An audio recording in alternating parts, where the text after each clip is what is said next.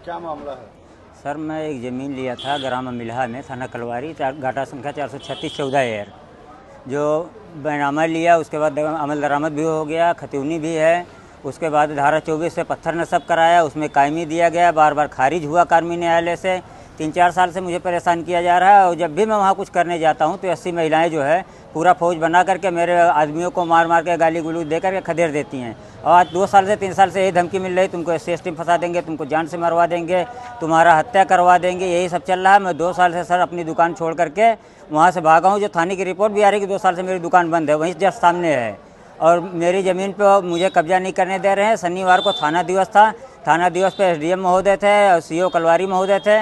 दोनों ने पेपर को देखा, देखने के बाद कहा कि वहाँ अगर पत्थर के अंदर काम करा रहा है तो इस पे कोई भी महिलाएं जा रही हैं तो गाड़ी लेके जाओ, भर के लेके आओ, 151 में चालान करो, जेल भेजूंगा। CO साहब ने भी कहा, SDM सदर ने भी कहा। और SDM सदर ने कहा कि तुम जाओ, काम कराओ, मैं यहाँ बैठा हूँ 2 बजे तक। 2 बजे तक कोई जा रही तो मुझे फ़ोन करो। वहाँ जैसे हम लोग गए नल गलाने के लिए, हमने किसी को भेजा, वो महिलाएं फिर पहुंची, गाली गलौज दी, नल गलाने वालों को भगा दिए। उसके बाद वहाँ से SO कलवारी महोदय को मैंने फ़ोन किया, उन्होंने 4 पुलिस वालों को भेजा। तो किसी ने थाने से ही सूचना दे दिया कि जो है पुलिस जा रही है, आप लोग भाग लो। वो लोग भाग लिए। साहब इस तरीके का प्रकरण 4 साल से मेरे साथ चल रहा है। मेरी कहीं भी हत्या कराई जा सकती है। मेरी दुकान भी वहीं है, वहाँ पे चोरी भी हुई है। और मैं रोज़ बस्ती आता हूँ, लेकिन छुप छुपा के आता हूँ, किसी को साथ में लेके आता हूँ। कब तक मेरे साथ में कोई चलेगा? मैं कब तक ऐसे छुप छुपा के जीऊँगा? कब तक अपनी दुकान बंद करके रखूँगा?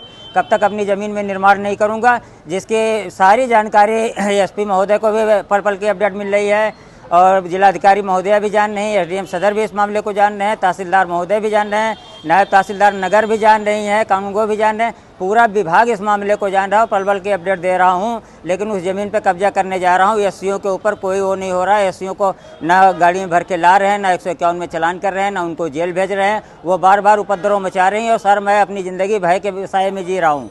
2 साल हो गया मुझे दुकान बंद करके, उनके भय की वजह से मैं घर से निकल नहीं पा रहा हूँ। मानसिक उत्पीड़न इतना ज़्यादा हो गया है मेरा कि मैं एकदम परेशान हो चुका हूँ।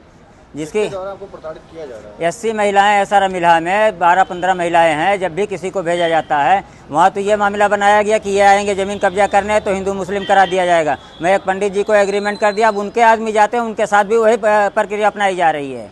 वो भी बेचारे भाग जाते हैं वहाँ से गाली गलौज सुन करके।